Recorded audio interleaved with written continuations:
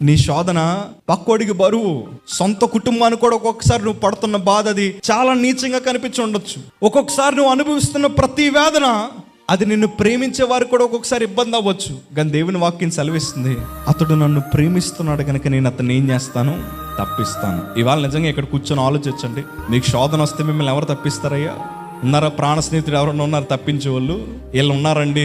నాకు సడన్గా ఇప్పుడు ఏదన్నా శోధన వచ్చినా వెంటనే తప్పించేస్తారు, నాకు సడన్గా ఇప్పుడు ఏదన్నా అయినా వెంటనే వారు నాకు మంచి పరిష్కారం చూపించేస్తారన్న వాళ్ళు ఎవరన్నా ఉన్నారంటే ఎవరు ఉండరు. ఎందుకంటే అది నా అనుభవంతో చెప్తున్నాను. శోధన రాగానే మనుషులకి మనం ఏమైపోతాం తెలుసా? బరువు అయిపోతాం. అయ్యా నేను మాట అంటాను, నీ దగ్గర ఆస్తున్నంతసేపు బెల్లం చుట్టూ ఈగలు తిరిగినట్టు తిరుగుతారు అందరూ.